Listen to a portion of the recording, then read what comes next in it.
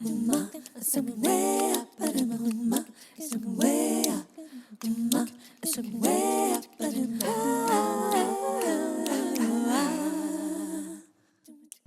to a place where creativity speaks louder than words. While we often rely on our thoughts to guide us, this podcast invites you to explore how art, music, and movement can connect us more deeply with our emotions and bodies in ways we never imagined. Join us as we dive into the world of art and music therapy and discover how these creative tools can foster emotional and physical well being. We are Magdona, an artist, art therapist, and life coach, And Alexandra, a musician and music therapist, your hosts on Creativity Embodied podcast. So, let's get those creative juices flowing. Hi, everyone. Welcome back to Creativity Embodied. I'm Sandra, and I'm here again with my wonderful co host, Magda. Hi, Sandra, and hello to everyone listening. We're so happy to have you with us for another deep dive into the healing power of music and art therapy. Absolutely. And today we're tackling a fascinating and emotional topic, the difference between knowing your emotions and truly feeling them. Yes, it's something we've both seen a lot in our work with clients, and it's such a crucial part of emotional growth. So grab a cozy blanket, a warm drink, and let's explore this together. Hello, everyone, and welcome to this week's episode. I'm so happy we are all here together to talk once again about art therapy, music therapy, emotions, and all those fun topics.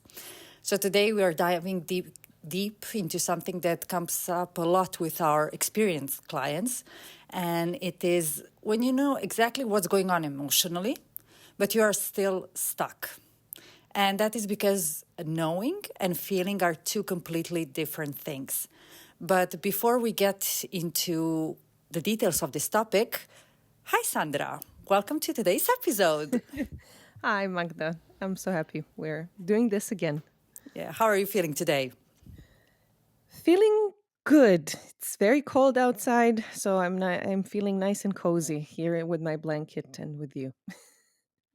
Excellent. So, if you agree, let's start immediately with this very interesting topic. So, I really have one question for you. I have many, but the first question is: what does it really mean to give yourself a permission to feel something? So, how do we, as therapists, model that for our clients?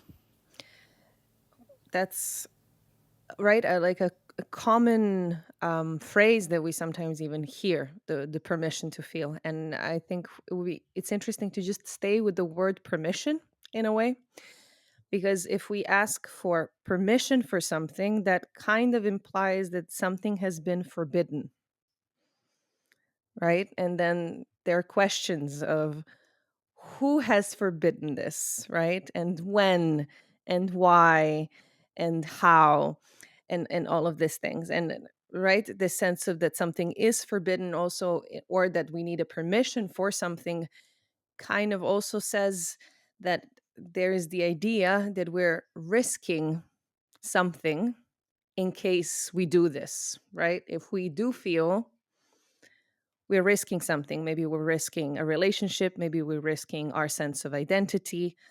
Maybe we're risking feeling judged. Um, or we're risking a sense of safety in one way or another. Or it can also be that we don't see the point of doing that, right? If we did allow ourselves to feel, to express that, to share that maybe with someone, because here we can talk about a two-way street in a way. One is intimately feeling something and allowing ourselves to really be in touch with our emotions, and the other one is allowing someone to witness us doing so, right? So it's two layers.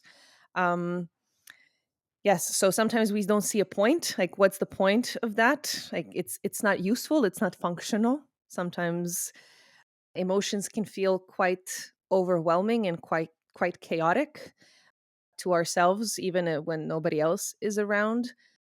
And I think oftentimes we have not learned to differentiate between feeling an emotion and having an emotional reaction. So oftentimes we are afraid of how our reaction will be, and therefore we block the emotion from even happening, right? And a lot of times also we lack the vocabulary to name what we're feeling, right? So there's this famous quote, name it to tame it, right? In terms of that also just informs how neurologically this helps as well. The moment we have a word for something, it goes into our prefrontal cortex, and it actually helps us process and regulate these emotions more effectively. And what's interesting when we talk about verbal therapy, usually that's the order, right? We recognize that we're feeling something, then we understand what's kind of going on, then we find the right words, so we label it, and then we are in the process of expressing it, and then in all of this we actually regulate the emotions. But what's amazing about nonverbal therapies, music and art in this case, is the order can be different. Usually it is that different, right? Exactly. Like, especially we first go into expressing something. And in the act of expressing, we are actually regulating it because oftentimes therapist is there with us. So they're not just witnessing, but expressing the emotion with us and then co-regulating. And then we sit down and we talk about what happened. And then we understand what happened and then we label it. So the order of things is Yeah. quite different, and I think that's why these techniques can be quite useful, especially for clients who are feeling too frozen to even recognize that something is going on, or also just too inhibited to express anything. So then we kind of approach them with this other order. And in terms of modeling this, I feel safety, that I mentioned also before, is the most important aspect. And what does then safety mean for each client can be a little bit different, but oftentimes that means that there's no judgment, that the client can feel that they can come as they are, that we are regulated enough to take in whatever they come with. So then, how we, Exactly. not, especially non-verbally, communicate this space and this relationship and this safety, I think it's very, very important. And then I think in creative therapies, we have this advantage that we're already in the playful space. And playful space oftentimes means that there is this need and permission for experimentation and approaching things with a lot of curiosity. And oftentimes, when we do have curiosity, the judgment kind of pulls back, or there's a little bit less judgment when there's a little bit more curiosity. So, these are some of the techniques or the important elements of securing a good space for a client to feel validated, and that everything that comes in from them will be validated, no matter how scary or this uncomfortable it may feel for them. And then when it comes to music, and I think you also share this, I'm curious how it is in art therapy, but right, when we are with the in a setting of a verbal type of therapy, there's the client and there's you, and then messages come one way and the other, right? There's nothing kind of in between two of you. But then in creative therapies, we have this third object that actually serves as a container, and a lot of times for clients is provides this extra space of safety. First of all, it's not verbal. So sometimes when things are not verbal, they're actually easier because we're not naming them. So if naming things is quite scary, it can trigger certain re-trigger trauma.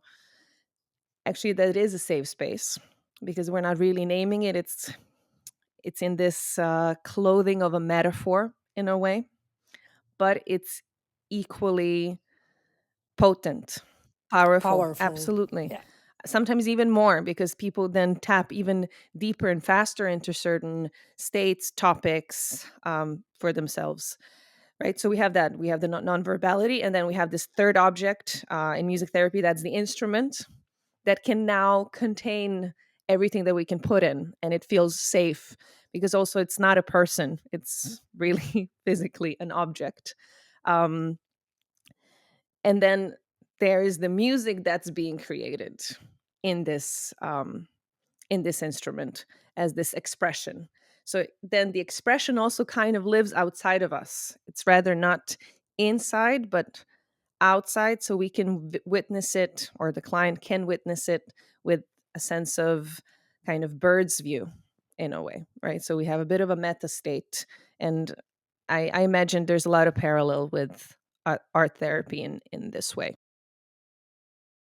100%. Everything that you said can be really seen in the same or similar way in our therapy as well. And I think in this last part that you're talking about, this third object, I think also what happens is also that sometimes client have the chance to take some kind of a distance and to choose what type of a distance they are going to have with certain emotions, situations, or the content that is coming to the surface. So they can regulate that as well. So they can feel it more intensely or not. So there's an option as well. They feel safe. Bravo. That is that that is the setting. choice of how far or how not so far you go into something. That's a really good point.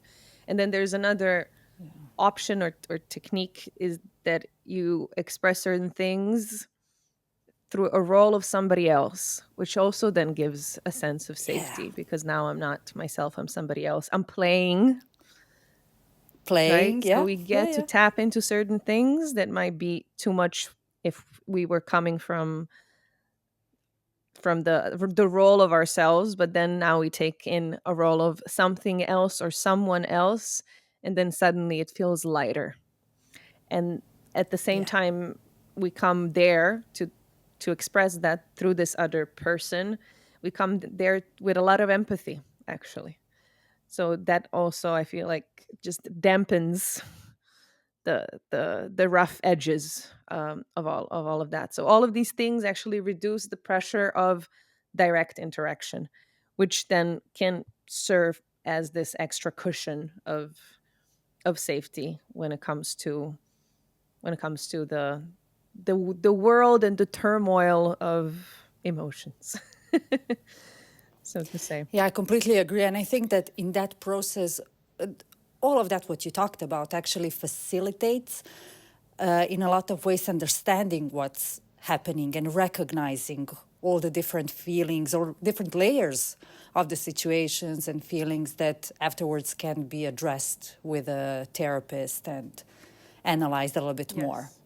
And now that we're speaking about, right, what is on the therapist side to provide this space for the client, I'm also thinking about the therapist I had as a client, and what I appreciated about them is when their ability to really catch these little moments that contain just little stories, or they see a lot of potential behind these like really small things, small reactions, small face expressions.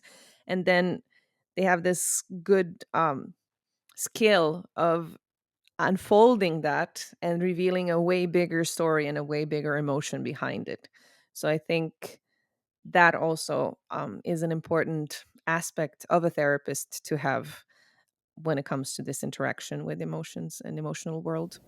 Yeah, I completely agree with you. And actually, in my case, I'd say 80 or 85% of my clients are either therapists, life coaches, or people who are in that branch working with people. So I think that one of the things that they have in common is high level of awareness and working on themselves and analyzing themselves. So all of those things or qualities actually help them recognize those little seeds of transformation, and that is what helps them, afterwards transform and get to their answers or get to the transformation that they actually need. But I think that the awareness is really a key element in all the process of therapy, right? To be able to recognize what's actually happening in your head, in your mind, all the feelings that you are going through so that you can work with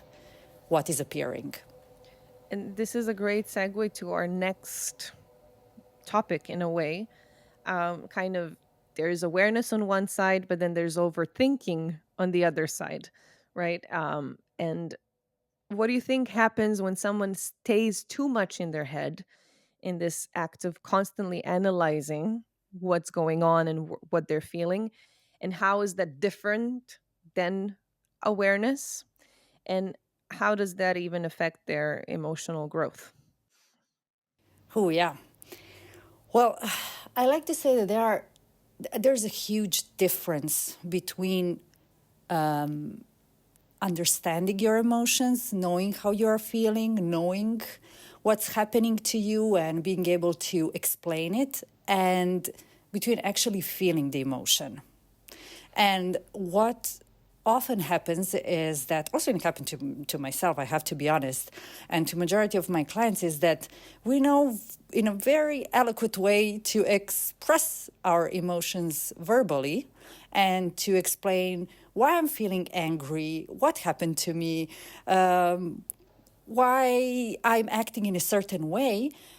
And in that way, we actually think that we are completely processing also that feeling and emotion. So we are staying with it. We are, by the fact that we are talking about it, that means they're feeling it. So that's okay, that's it. We've done our job. But what happens is actually that if we over-analyze and over-verbalize our emotion, at a certain point, we are actually suppressing it. Because you cannot, I mean, emotions are there not just to be talked about, but they're here to be felt. So, and I can tell you this from my own experience, is that some time ago, that when I was talking about certain topics at my therapy that were really emotionally charged, but I was talking about them in a very calm tone.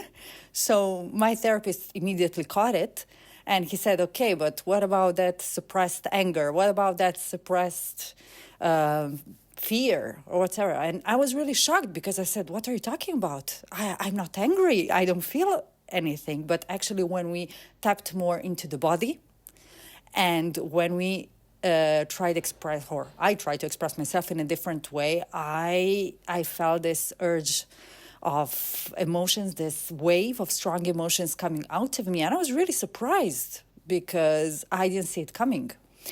So then that is actually when I realized, okay, there's a huge difference in actually feeling the emotion, staying with it, and letting it go through us and out from us, and then talking about it. There's a huge difference. Those are two things that cannot be compared. And what art therapy, and I'm sure music therapy, helps us in all of this process is, first of all, to, how do I say, to trigger also that emotion. To evoke it. Yeah, Yes. to evoke it, to awaken it, to bring it slowly to the surface, and then to be able to express it.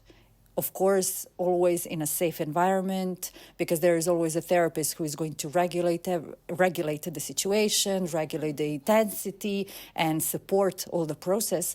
But then we can actually express everything that we feel, and also with our body, through our body, with the words, with the movement, with the artistic expression. And that is the moment when we are going through the emotion. Yes, and we're witnessing very important aspects of the emotion that oftentimes, if we just talk about it, we don't necessarily tap into it. This got me thinking what you were saying now, right? Because if you're in the process of painting it or in the process of playing it, you have a duration, Yeah. right? There will be a moment where you start, there will be a moment of some kind of culmination, usually, and there will be a moment when you stop. So then you're quite aware of how long it lasted for. And then you will really also experience the nuances, right? There will be different colors on the paper or different pressure that you would put on the paper in terms of Exactly. music, it will be you can use different instruments, which all have their own characters. And also, you can dynamically, you will probably be changing, or sometimes not. Sometimes there's a client that's going through an emotion in a very kind of flat line kind of a way. And that already gives you information. But the point is, you're getting information about intensity, and you get information about variety and duration, Yeah, which is very important because oftentimes when we talk about what we're feeling, we don't necessarily address these nuances, exactly. Yeah, right? Or we can say, "Oh, I'm feeling this on a scale of from 1 to 10."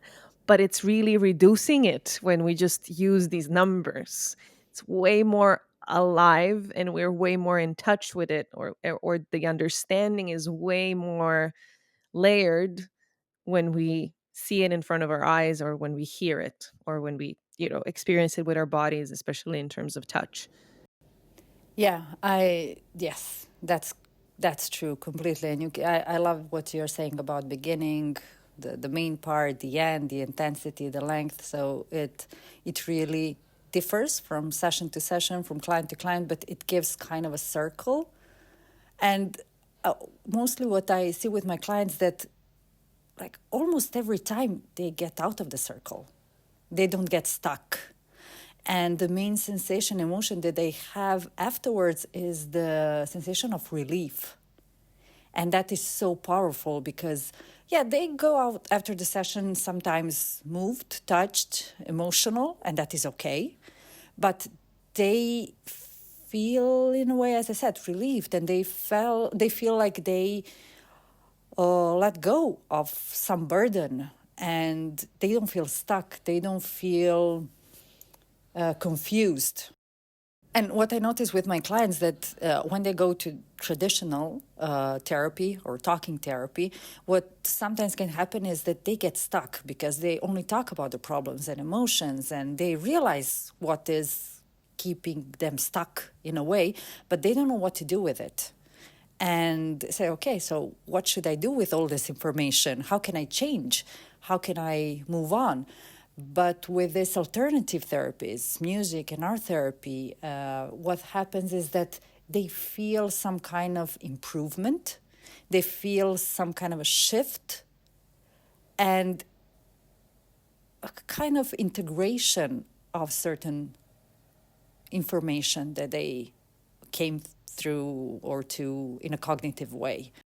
And I really feel that that integrative approach to your own growth, your own healing, your own therapy is oftentimes a really good way to go because it's so multifaceted. And it's now there's more and more research coming out that many things are really kept inside of the body.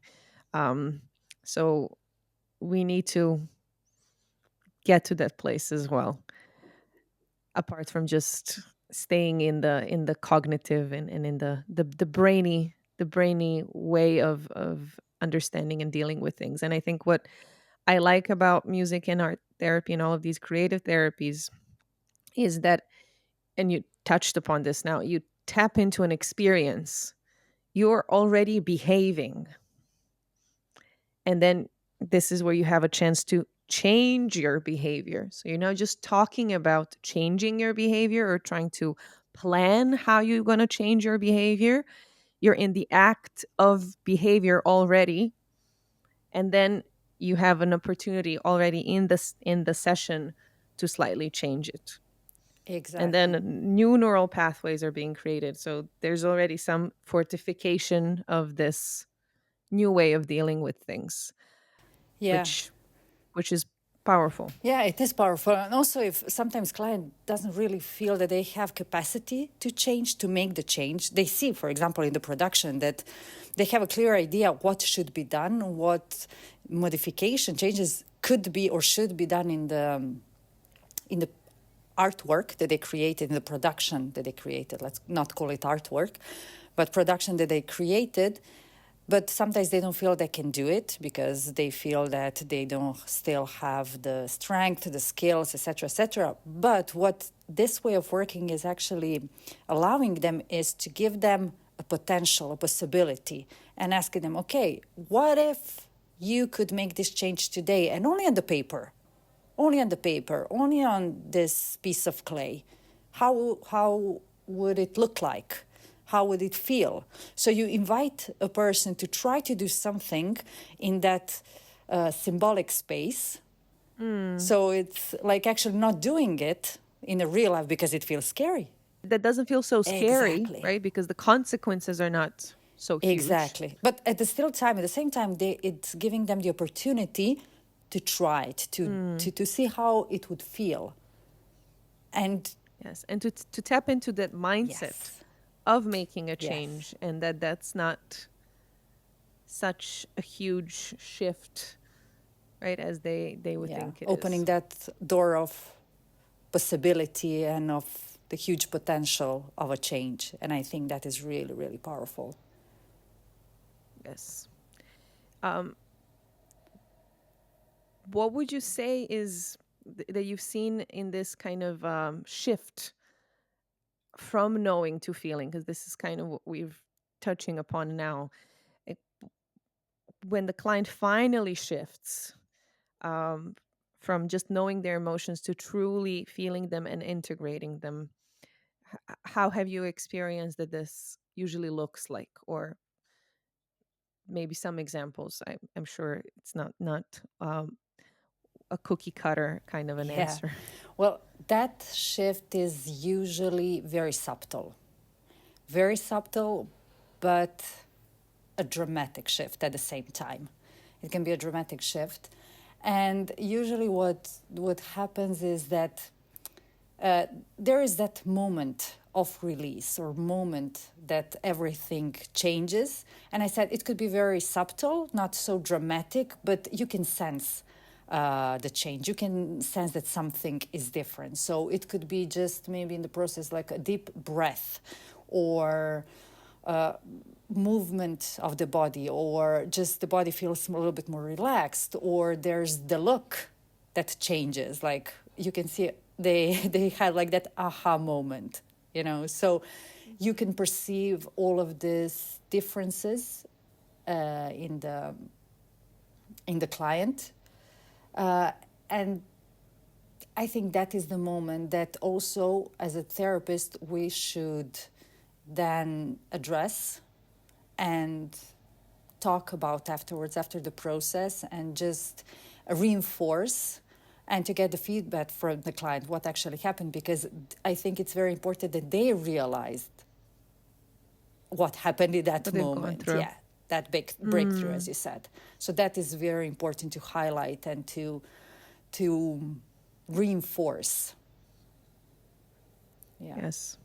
And I think you're touching upon an important thing here for everybody that's listening in terms of the content of the sessions. We'll have episodes where we're going to tap deeper into that, but just I feel like this is a bit of an intro to that even though the majority of activity, let's say in the creative art therapies, is the act of being in the arts, witnessing arts, or creating, as you say, production.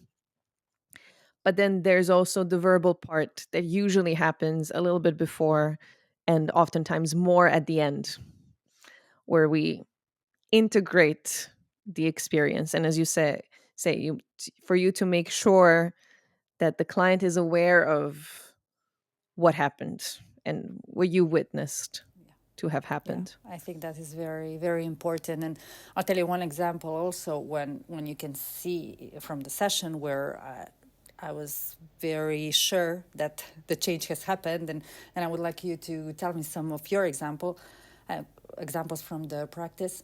Is for example, one of the client wanted to express anger, or better to say, I mean, she didn't know that she had a lot of anger to express, but you can feel it in the air. There was just that energy. And of course, the topic that she brought was a topic that carried a lot of anger, but she had difficulty in expressing it. So we worked with the clay, and at the beginning, it was very clear to see that how she was detached from the emotion. Also, by just looking at the way how she was dealing with the clay, how she was touching it, how she was, For body yeah, language. body language was everything in that moment. But what is very important in this situation is just to give time, to be patient, and to guide gently. And when I say to be patient, because sometimes you need more time to tap into those emotions, and it is like going down to all the way to your subconscious level. So there's a staircase that you need to take to reach that point. So, and sometimes it takes time, patience, right guidance. But then when you hit that soft spot, magic happens. And that is what happened with that client. Is It was just one moment that movement started being stronger, bigger, a little bit more, I mean, I'm just going to quote it like violent. It's not really violent, but you can see that Intense. tense. Yeah, you can Yeah. feel the emotion just waking up, coming out, and then the breathing. The body took Yeah, over. I feel like completely. that seems what happened. Completely. Yes. And the breathing was much more like shorter. And of course, after a certain point, tears came out. And I mean, it was so easy to notice that difference. So usually in Yes. sessions, that is also the moment when you understand that we reach the point of actually feeling the emotions and processing it and going through rather than just staying outside, right, Yeah, with on a the distance. outskirts. Yeah. Do you have some examples from your practice? I have, but I want to touch upon two important things that I've heard in your Yeah. story, and one of them is connected to some of my clients. The first one is this barrier or this resistance that the clients are not even aware of. I mean, we all do this. We all have our own resistances and our own blind spots, but oftentimes we're not aware that we're resisting a certain emotion. As you said, like there was a lot of anger that she was not even aware of. So there's that resistance and the blind spot around it. And um, this is something we get to see in therapy a lot. And then you mentioned that finally, when she tapped into her anger, she was also crying. So this reminded me of the topic of the blanket Yeah. emotions, right? And anger and sadness are often the one of the pairs, right? And for women, a lot of times it's like we're not encouraged culturally, and then if we grow up in a family that kind of follows those values or have been taught these kind of stories about emotions, right? Being a girl, you should behave well. You can be sad, you can cry, that's totally allowed. You can be Yes. as sad as you want, but please don't be angry, right? It's not Like, accepted. that's It's not a not nice. right. That's not accepted. And then for boys, is the quite the opposite. You can be as mad as you possibly can be, but if you're sad, you're weak and you're not a guy. You know, you're not a boy anymore, kind of a thing, right? So your whole sense of identity is shattered in case you feel sadness. Um, so I think yeah, you touched upon this important topic, so I had the need to highlight it. And I had some clients again who again female clients, and this resistance towards feeling allowing yourself to really feel the anger. And right, when we especially when we think about anger, it's usually accompanied but by some kind of a sound. Yeah. Yeah. Right, when we're angry there is growling, there can be yelling or something like that. So it's very much connected to our voice. We oftentimes voice our anger. Yeah. This is right, we think about tossing things, right? And then also when we toss things they make a Yeah. sound. This also reminded me when I was a client in my own therapy, and I said I had to slam the door because then I could hear my anger. Because this slamming of the doors, and there was this thing of like, okay, now I know where my anger kind of It's out stands. there, right? It's out there. And I'm witnessing it. So again, like it has a sound, it has an intensity, it has a duration. It was this like whoosh thing. It wasn't an anger that's lingering on. It was just this thing of like whoosh, and I needed it for some Maybe reason. also you needed the other person to see it, to witness it. So it Exactly, was, to witness it. Maybe I cannot say it, but this was my way of voicing it. So I feel, especially with anger, sound is very much the something that accompanies it. Um, and oftentimes, this blockage to even voice it already brings us so much awareness that this is where we are resisting. And then just tapping more into the voice and feeling safe with the voice, feeling comfortable creating other sounds that don't have to be angry sounds, for instance, was the beginning of work with this type of client. and I also believe that working with anger, the important thing is just to differentiate the anger, the emotion of anger, and violence. Because I think, and the reaction, yeah, because sometimes, or most of the times, actually, people feel and think that if they're angry, that means they're violent, they're afraid of their reactions, and they consider other people being violent when they're just being angry. So I think that is very important just to separate these two things, because anger can be actually very positive emotion. It serves us in different situations as a mechanism for survival and for the protection, and also it can serve us as an engine, for the action. It can move us into direction of a certain things. Yes, I remember reading about some protests that were happening in the 60s or 70s or something like that, in the States, I think. And there was this quote by a woman, and she said, in order to go and protest, you first need to get really angry. Like Totally. you don't You need to. go into that state by feeling zen.